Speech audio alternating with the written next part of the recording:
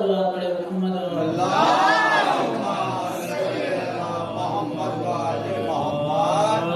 से गुजारिश है कि एक मरतबा सूरह अलहम और 3 मरतबा सूरह तौहीद की तिलावत फरमा कर मरहूम गुलाम कासिम इब्ने हामिद हसन और मरहुमा बिल्किस बानो इब्ने अब्दुल गनी को इरशाद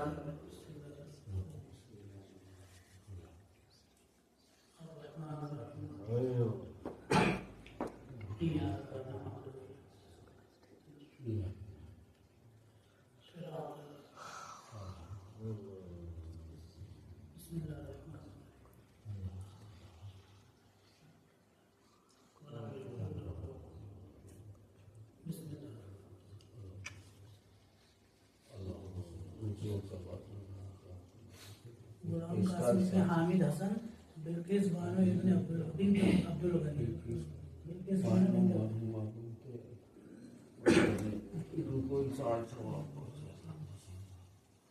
सल्लल्लाहु अलैहि मोहम्मद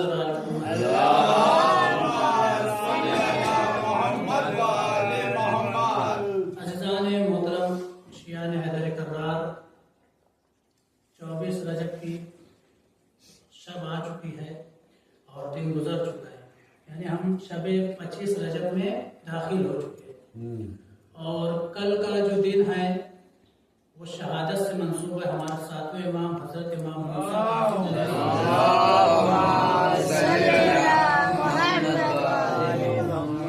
क्योंकि ज्यादा वक्त नहीं लूंगा मैं, क्योंकि हर आदमी का एक एक सेकंड कीमती होता है, लेकिन ये मजलिस अज़ा ऐसी चीज है कि मजलिस अज़ा आदमी सुनता है तो उसका वक्त और ज्यादा कीमती हो जाता है। क्या कहना इसलिए कि जितना वक्त उसका मजलिस सुनने में लगेगा उतना वक्त का हिसाब रोज़ महशर नहीं होगा। बहुत खूब। और वैसे मैं ज्यादा वक्त ना लेते हुए सिर्फ इसलिए किया हूँ इंतजाम कि हर इमाम की शहादत जो है बहुत मज़लूमाना है हमारे नजदीक, और सातवें इमाम की बहुत ज्यादा मज़लूमाना शहादत भी है। इस मुनासिबत से इस मजलिस को मुनक़िद किया गया है। सातवें इमाम, हर इमाम अल्लाह ताला ने हर इमाम की खिलकत सारे नबियों से पहले ही कर दिया था बेशक, और अपने ही नूर से अल्लाह ताला ने अहले बैत को खल्क किया था। लेकिन जब तरतीब देने का मसला आया तो अल्लाह ताला ने ही 12 इमाम की तरतीब रखी थी कि किस इमाम को किस दौर में भेजना है, और सातवें इमाम को 7 नंबर पर रखा गया। और यह भी नहीं कि अल्लाह ताला ने जिस इमाम के अंदर जो सिफत है वो सिफत दुनिया में भी जाहिर की है, ताकि लोग दुनिया में इस सिफत को देखकर अपने इमाम को पहचान सके। सातवें इमाम को रखा गया है 7 नंबर पर, और दुनिया में आसमान भी 7 है, जमीन के तख्ते भी 7 है। लोग जब हज पर जाते हैं तो जो चक्कर लगाते वो भी 7 में रखा हुआ है, और जो सफा मरवा में जो लोग सही करते उसको भी 7 ही रखा हुआ है। काब और कौसैन में जो कलर उसको भी 7 ही रखा हुआ है, ताकि इंसान जब अपने इमाम को पहचाने। यहाँ तक कि अल्लाह ने नमाज के अंदर भी कुछ अलामतें रखी है कि जब आदमी वुजू करता है तो वाजिबात वुजू भी 7 रखा हुआ है, वुजू को बातिल करने वाली चीज भी 7 है, और जब आदमी सजदे में जाए तो 7 ही आज़ा टिके। तो लिहाजा ये सिफत अल्लाह ने दुनिया में रखी ताकि अपने 7वें इमाम को पहचान सके। और जब 7वें इमाम की विलादत हुई तो कोई इमाम ऐसा नहीं कि इमाम की विलादत हुई और इमाम ने कलाम ना किया हो। जब इमाम की विलादत हुई और हमारे छठे इमाम ने आगोश में लिया तो इमाम से कलाम कर रहे थे, बिल्कुल फसी ज़बान में। जब लोगों को मदीने में खबर हुई कि छठे इमाम के फर्जंद की विलादत हुई है जिसका नाम इमाम मूसा कासिम है, तो लोग देखने आए घर पर। तो लोगों ने देखा कि छठे इमाम अभी ये बच्चा पैदा हुआ, इमाम उनसे कलाम कर रहे हैं और बच्चा भी बिल्कुल फसी ज़बान में जवाब दे रहा है। तो लोगों ने पूछा ये कैसा बच्चा है कि जो जवाब दे रहा है? तो छठे इमाम ने फरमाया बच्चा नहीं, ये हुज्जत खुदा है। और बच्चा आम आदमी होता जो कलाम नहीं कर पाता, लेकिन हुज्जत खुदा गहवाले से ही कलाम करता है। याद रखिए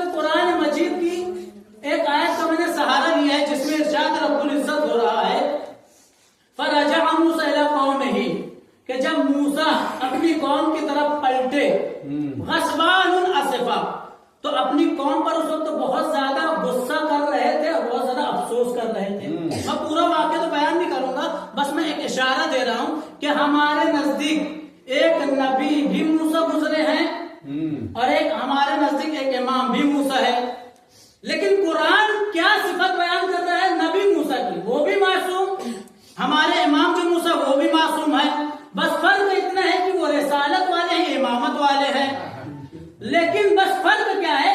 قرآن نے جو نبی ہے اس موسیٰ کو غصبان سے یاد کیا ہے. موسیٰ فرجع الی قومہ غصبان، جب موسیٰ اپنی قوم کی طرف پلٹے تو غصہ ہو کے پلٹے، غصہ ہو کے پلٹے.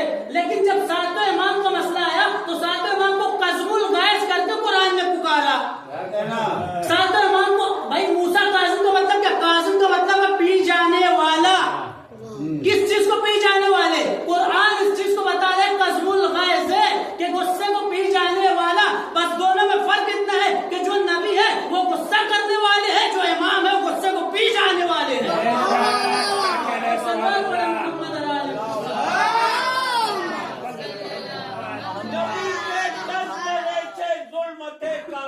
ہوتی ہے فضائے نعرہ تکبیر سے پرنور ہوتی ہے. اگرچہ گردش دوران جکڑ لیتی ہے انسان کو، ارے علی کا نام لینے سے بلائیں دور ہوتی ہے. نعرہ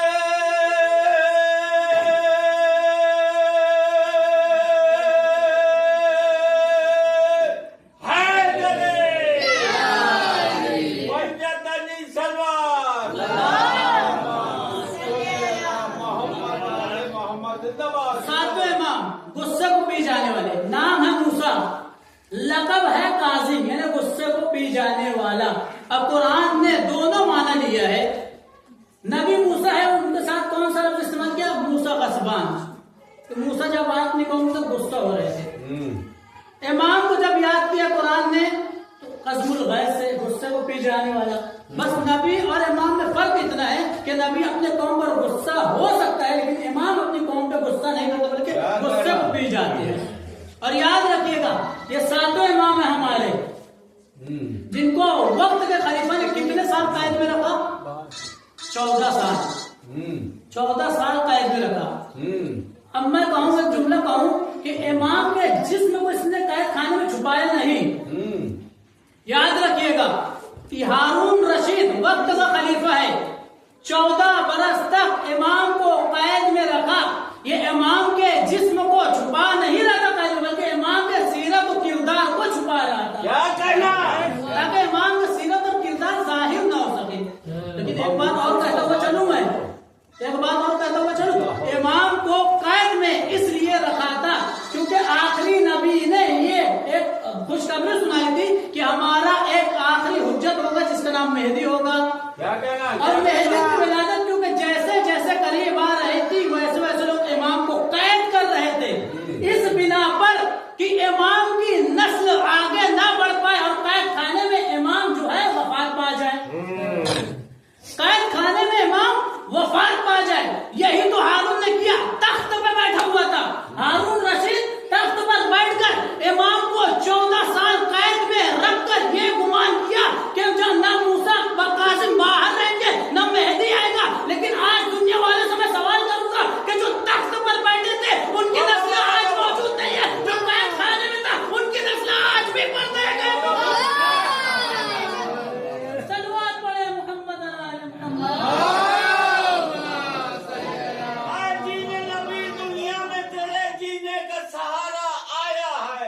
اب عرش امامت پر گویا کعبے میں ستارہ آیا ہے. کہتے ہیں ملک سب خوش ہو کر اب دست نبی پر ہے حیدر. ارے آغوش مہد میں دیکھو قرآن کا پارا آیا ہے. نعرہ حیدر حجت علی سلوان محمد والے محمد زندہ باد. ہمارے امام موسیٰ کاظم علیہ السلام 14 سال قید میں رہ کر جب کوئی مسئلے میں ہارون پھنس جاتا تھا تو امام کو ہی باہر نکالتا تھا. اور یہ نہیں، امام کو بہت اذیتیں بھی دی گئی ہیں. ہم صرف یہ سوچ رہے ہیں کہ امام کو قید خانے میں رکھا گیا، لیکن جب مسائل کا وقت ہوگا تو میں بتاؤں گا کہ وہ قید خانہ کیسا تھا۔ اور ساتھ امام کو قید میں رکھ کر ساتھ امام تک جو غلام پہنچتے تو اس میں کچھ چاہنے والے بھی تھے، اور جب چاہنے والے امام سے ملاقات کے لیے آتے تھے تو امام ان کو خط لکھ کر دیتے تھے، جن میں سے ایک سب سے مشہور نام ہے بہلول دانا کا۔ بہلول دانا کون تھے؟ عاشق اہل بیت، بے شک، لیکن اگر ان کا رشتہ دیکھا جائے تو ہارون رشید کے چچا زاد بھائی تھے، لیکن عاشق اہل بیت، اور قید خانے میں امام سے ملاقات بھی کیا کرتے تھے۔ امام ان کو خط لکھ کے دیا کرتے تھے، وہ رات میں جا کر امام کا خط پڑھا کرتے تھے، اور امام ان کو مسائل بتاتے تھے، جو بھی آنے والے مسائل رہتے تھے وہ مسائل امام ان کو بتاتے تھے، اسی لیے دنیا آگے بڑھ رہی تھی۔ ایسا ہوا کہ جب امام ایک سلوات پڑھے محمد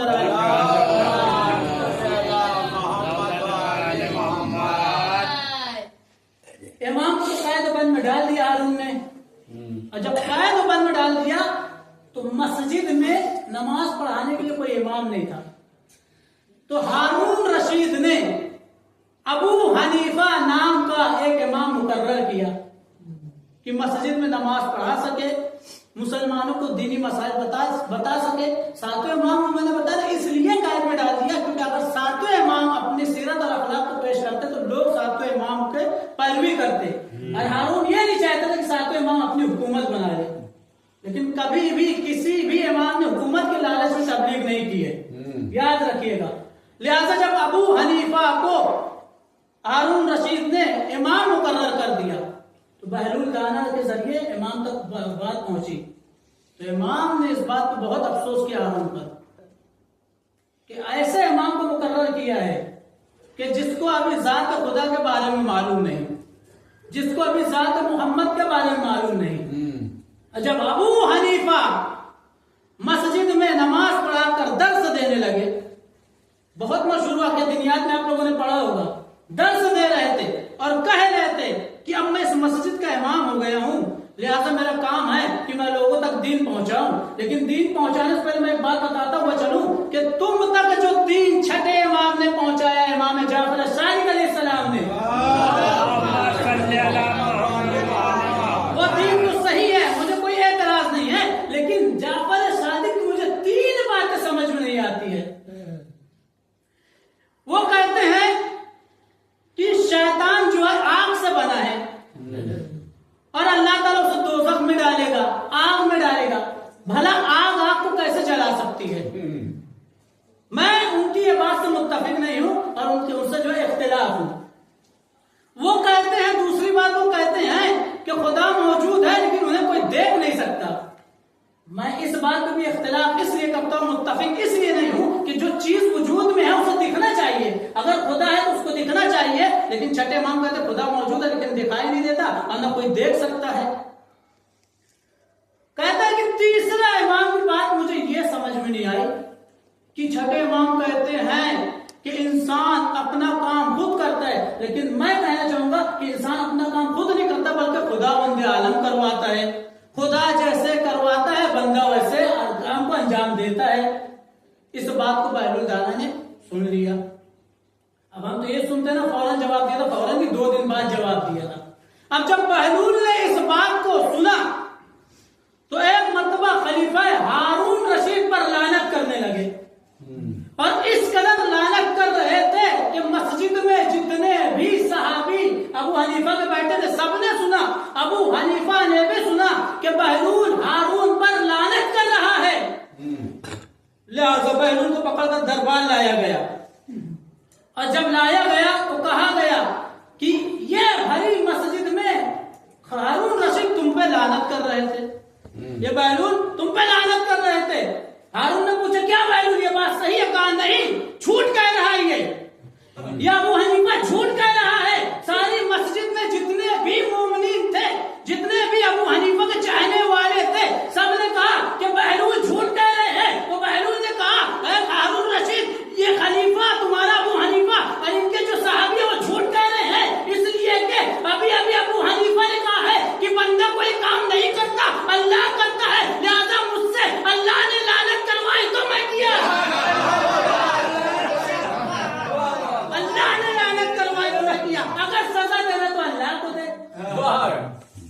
بات سے ہارون متفق ہو گیا اور کہا کہ ابو حنیفہ ایسا درس نہ دیا کرو کہ جس کی وجہ سے مجھے ذلیل رسوا ہونا پڑے. لیکن دوسرے دن پھر وہی درس کہ مجھے چھٹے امام کی 3 بات سمجھ میں نہیں آتی ہے کہ وہ کہتے ہیں کہ شیطان آگ سے بنا ہے اور آگ کیسے کو جلا سکتی ہے جبکہ شیطان دوزخ میں جائے گا. دوسرا انہوں نے کہا کہ جو چیز ہوتی ہے اس کو دکھائی دینا چاہیے, جو چیز وجود میں اس کو تو دکھائی دینا چاہیے. چھٹے امام کہتے ہیں کہ اللہ موجود ہے لیکن وہ دکھائی نہیں دیتا. اس کے بعد کیا کہا کہ بندہ اپنا کام چھٹے امام کہتے خود کرتا ہے, لیکن میں کہتا ہوں کہ بندہ اپنا کام خود نہیں اللہ کرواتا ہے. اب بہلول دانا جب دوسرے دن اس گفتگو کو سنے تو مسجد کے باہر سے ڈھیلا اٹھایا اور نشانہ لگا کر جب ابو حنیفہ کو مارا ہے تو وہ ڈھیلا جا کر ابو حنیفہ کے پیشانی پہ جا کے لگا. اب ابو حنیفہ درد کے مارے کرانے لگے, آہ کرنے لگے تو مجھے بہلول نے مار دیا. مسجد میں جتنے بھی لوگ موجود تھے لوگوں نے بہلول کو پکڑا اور پکڑ کر خلیفہ ہارون رشید کے پاس لے آئے. اب دیکھیے گا امام کا چاہنے والا کیسے ہوتا ہے. اگر لوگوں کے 10 سوال بھی ہو تو چاہنے والا ایک جواب میں پورا جواب دے دیتا ہے. اب جب ہارون کے پاس ابو حنیفہ آیا, اب مسجد میں جو موجود تھے وہ سب آئے تو ایک مرتبہ خلیفہ ہارون رشید سے شکایت کی کہ اس نے مسجد کے امام کو ڈھیلا مارا ہے. تو ایک مرتبہ بہلول نے کہا کہ میں نے نہیں مارا ہے, میں نے اسے نہیں مارا ہے. ابو حنیفہ نے کہا مجھے بہت زیادہ درد ہو رہا ہے. تو ایک مرتبہ فوراً بہلول نے کہا کہ یہ جھوٹ کہہ رہا ہے, اسے درد نہیں ہو رہا ہے. تو ایک مرتبہ ابو حنیفہ نے کہا درد تو مجھے ہو رہا ہے. تو بہلول نے پلٹ کر جواب دیا اگر درد ہو رہا ہے تو اس کو دکھا, اگر درد ہو رہا ہے تو اس کو دکھا. کیونکہ ابھی کچھ دیر پہلے تو کہہ رہا تھا کہ مسجد میں کہہ رہا تھا کہ چھٹے امام کہتے ہیں کہ خداوند تعالی موجود ہے لیکن دکھائی نہیں دیتا. تو اگر تیرا درد موجود ہے تو دکھا, اگر تیرا درد موجود ہے تو دکھا. اور اگر تو اس بات کا قائل ہے کہ درد موجود ہے لیکن دکھائی نہیں دیتا تو بھی اس بات کو مان کہ پروردگار موجود ہے لیکن دکھائی نہیں دیتا. اور میرا دوسرا سوال یہ تھا, ایک مرتبہ جب ابو حنیفہ نے ہارون سے کہا کہ بہلول نے مجھے مارا ہے, مسجد میں سارے مومنین سے پوچھو. مسجد والوں نے کہا ہاں بہلول نے مارا ہے. تو ایک مرتبہ کہا کہ اس کا چوٹ کہاں ہے. تو ایک مرتبہ ابو حنیفہ نے دکھایا کہ مجھے یہاں چوٹ لگی ہے. تو ایک مرتبہ بہلول نے کہا ابھی یہ مسجد میں کہہ رہا تھا کہ شیطان آگ سے بنا ہوا ہے اور آگ کو نہیں جلا سکتی, لہٰذا یہ ابو حنیفہ مٹی سے بنا ہے, مٹی کو کیسے مار سکتا ہے.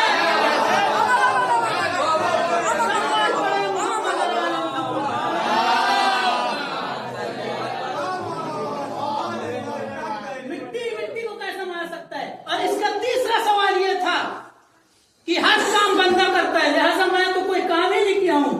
یہ کہتا ہے کہ اللہ کرتے سے اللہ نے مارا, سزا دینا تو اللہ کو دے, مجھے کیوں دوش دیتا ہے. اور بہلول دانا نے ایک ڈھیلے میں تینوں سوال کا جواب دیا.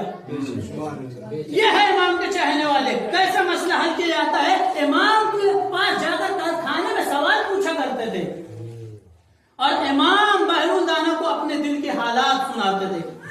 بہلول یقیناً حکومت تخت خلاف ہم لالچی نہیں ہیں, لیکن حکومت یقیناً ہمارا حق ہے, خلافت کا بھی ہمارا حق ہے. لیکن آج خلیفہ ہارون رشید تخت پہ بیٹھا ہوا ہے. اور یہ بات جا کر بہلول دانا خلیفہ ہارون رشید سے کہا بھی کرتے تھے کہ خلافت کا تمہارا حق نہیں ہے. خلافت کا اگر حق ہے تو جسے تم نے قید خانے میں ڈالا ان کا حق ہے. لیکن ہارون ماننے کے لیے تیار نہیں تھا, اس بات کے لیے کہ اگر امام تخت پر بیٹھ جائے تو وہ اپنی حکومت بنائیں گے.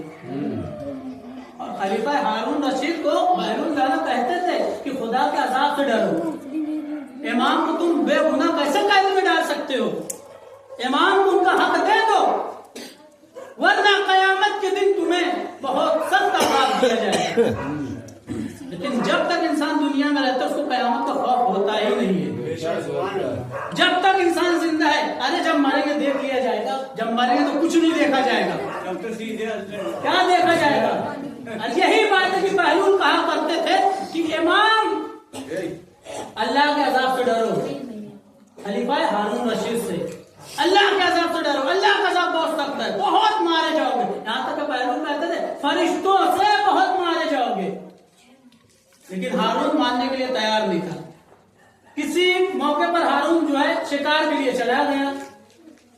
بہلول دانا جو ہے دربار میں آئے اور اس جگہ پر تخت پر بیٹھ گئے جہاں پر ہارون بیٹھا کرتا تھا, اور بیٹھ کر درباریوں سے کہنے لگے کہ آج سے میں خلیفہ ہوں, پوچھو, آج سے میں خلیفہ ہوں, جو بھی مسئلہ مجھ سے پوچھنا. ابھی یہ کلام کر ہی رہے تھے کہ جو دربار میں لوگ موجود تھے بہلول کو وہاں سے کھینچ کر اتارا. کہا تیری یہ وجہ کہ تو خلیفہ وقت کے تخت پر جا کر بیٹھ گیا, اور اتنا بہلول کو مارا کہ بہلول رونے لگے. اور جب روتے روتے ایک مرتبہ اسی وقت ہارون کا دربار میں داخلہ ہوا, اور جیسے ہی داخل ہوئے تو بہلول کو روتا ہوا دیکھے, اور جب روتا ہوا دیکھے تو پوچھا بہلول تم رو کیوں رہے ہو, کیا ماجرا ہے؟ کہا میں تیرے تخت پر بیٹھ گیا تھا, تیرے درباریوں نے مجھے مارا. تو کہا تم مار کی وجہ سے رو رہے ہو؟ کہا نہیں, میں تیرے اوپر رو رہا ہوں. کہا میں اپنے اوپر نہیں رو رہا ہوں کہ انہوں نے مجھے مارا, میں تیرے اوپر رو رہا ہوں. کہا میرے اوپر کیوں رہا؟ کہا اس لیے کہ تو امام کی خلافت پر, کس لیے کہ میں تیرے تخت پر تھوڑی دیر کے لیے بیٹھ گیا تو تیرے سپاہیوں نے مجھے اتنا مارا, تو امام کی جگہ بیٹھا ہے, فرشتے تجھے کتنا ماریں گے. یہ ہے امام کے چاہنے والے جو امام کو قید میں رہ کر, یقیناً کسی شاعر نے بہت خوب کہا ہے. کیا کہا شاعر نے؟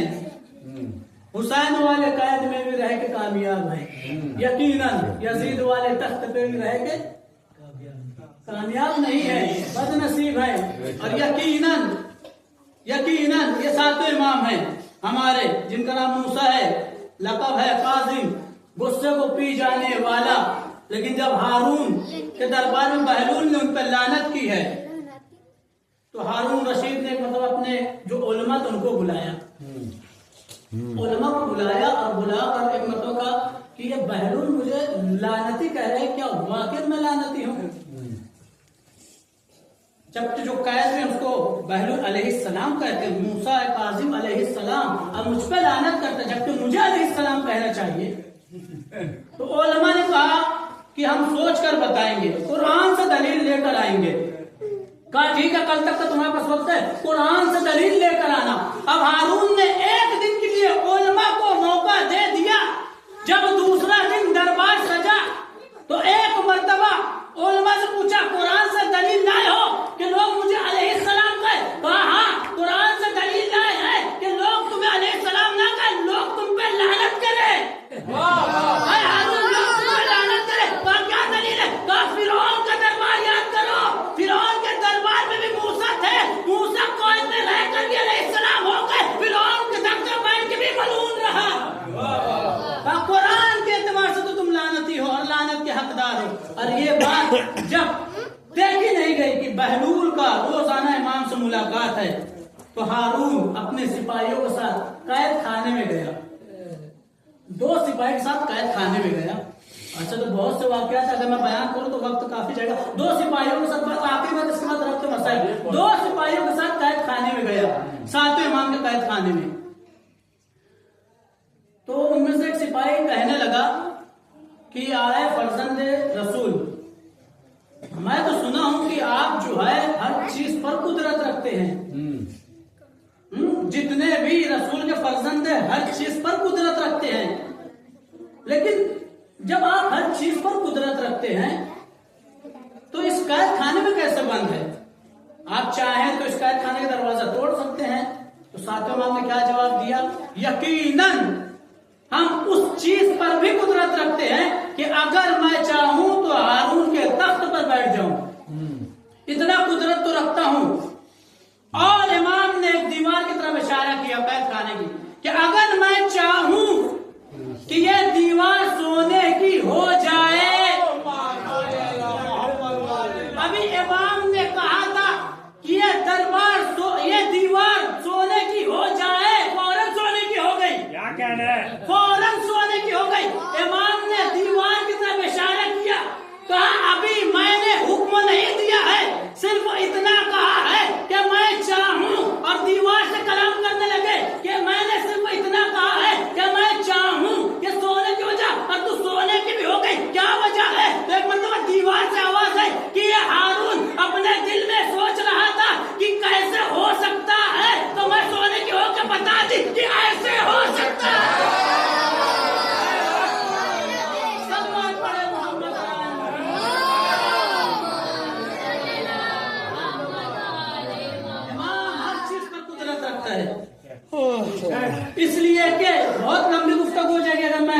شامل ہو گئے اپنے موضوع میں، اس لیے کہ ہم سوچتے ہیں کہ اللہ تعالیٰ جو کن فیکون کا مالک ہے، اللہ کن کہے تو وہ فوراً ہو جائے، لیکن اللہ جو ہے کن فیکون نہیں کہتا ہے۔ کن فیکون کہنے کا اللہ نے اہل بیت کو دیا ہے، کیونکہ کن اور فیکون کہنے کے لیے زبان کو ہونا ضروری ہے، اور اللہ زبان نہیں رکھتا۔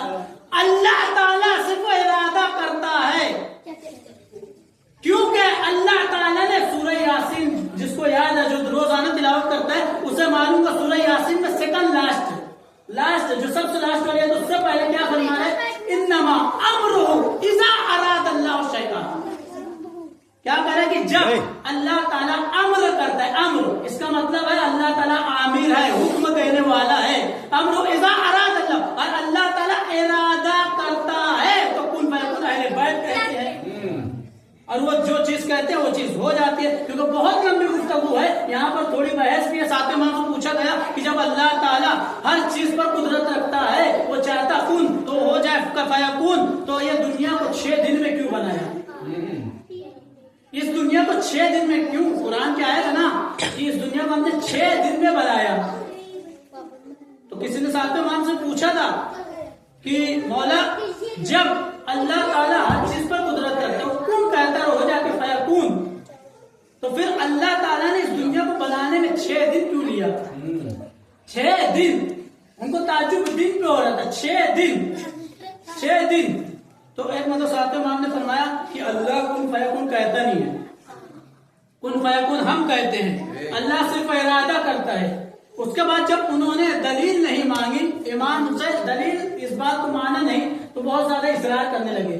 تو ایک مطلب امام نے کہا اگر کسی کی شادی ہو جائے اور کسی کو بچہ دوسرے دن تیسرے دن ہو جائے تو معاشرے میں کیا عزت رہ جائے گی؟ امام جواب دے رہے ہیں کیا عزت رہ جائے گی؟ کہا ہر چیز کا ایک نظام ہے، اللہ تعالیٰ نے بھی ایک نظام بنایا ہے، اور اس کے قانون میں کوئی تبدیلی آ نہیں سکتی، اور جو قانون میں تبدیلی آ جائے وہ اس کا قانون نہیں ہوتا۔ ساتھ امام نے اس کا جواب دیا، اور اس کے بعد فرمایا کہ وہ عامر ہے اور ہم امر ہیں، وہ حکم دیتا ہے ہم امر ہے۔ جہاں تک دنیا کو امر سمجھ میں نہیں آیا تو اولو الامر کیا سمجھ میں آئیں گے؟ اور آج تک اللہ تعالیٰ کا دین نہیں سمجھ میں آئے، 6 دن تو دین کیا سمجھ میں آئے گا لوگوں کو؟ اب بہت لمبی گفتگو ہے، لہذا جب ساتھ امام کو قید میں ڈال دیا گیا تو ایسی قید تھی کہ جس کو چاروں طرف ایک خاردار نوکیلے لوہے کے کانٹے کی طرح نکلے ہوئے تھے، اور ایک روایت کے مطابق امام جو ہے 14 برس تک اس قید خانے میں رکوع کی حالت میں رہے، نہ امام سجدہ کر سکتے تھے، دوسرے روایت کے مطابق امام صرف سجدے ہی میں رہتے تھے، اور قید خانہ ایسا تھا کہ امام اگر اپنا سر اٹھانا چاہتے تھے تو خاردار کانٹے کی طرح جو لوہا تھا امام کے سر میں چھپ جاتا، اور 14 برس تک رکوع کے عالم میں رہے۔ اور ہارون رشید نے جب یہ دیکھا کہ امام قید میں رہ کر بھی لوگوں کا مسئلہ حل کرتے ہیں، تو ہارون نے امام کو زہر دیا، قورمے میں زہر آلودہ کر کے پیش کیا۔ اب یہاں پر ایک بہت عجیب مقتل نے جملہ لکھا ہے کہ اگر کسی کو زہر دیا جاتا ہے، اللہ نہ کرے کسی کو زہر ملے، اگر کسی کو زہر ملتا ہے تو سب سے پہلے اس کا گلا اور زبان خشک ہو جاتی ہے، اور دوسرا مقتل کا جملہ انہوں نے لکھا ہے کہ بہت زیادہ پیاس لگتی ہے، اور اس کے بعد آخری جملہ مقتل لکھتی ہے کہ اگر کوئی زہر نوش فرما دیتا ہے تو اس کو تڑپنے کے لیے کافی جگہ ملنی چاہیے تاکہ وہ تڑپ سکے، لیکن ساتھ امام نے جب زہر کو نوش کیا ہے تو ایسی حالت میں تھے کہ امام نہ تڑپ سکتے تھے اور نہ ہی کسی حالت میں امام باہر آ سکتے تھے، لیکن جب امام نے زہر کو نوش کیا اور امام نے اپنے سر کو اٹھایا تو امام کے سر میں وہ خاردار کیلیں چپ گئی، اور جیسے ہی چپی امام نے شکر کا سجدہ کیا، اور ایک مرتبہ نے جب کا رک لیا، اے میرے دادا علی مرتضیٰ، ارے آپ نے ابن ملجم کی ضربت کو کیسے برداشت کیا؟ ارے یہ ہمارے باپ تھے، آپ مکتب میں لکھا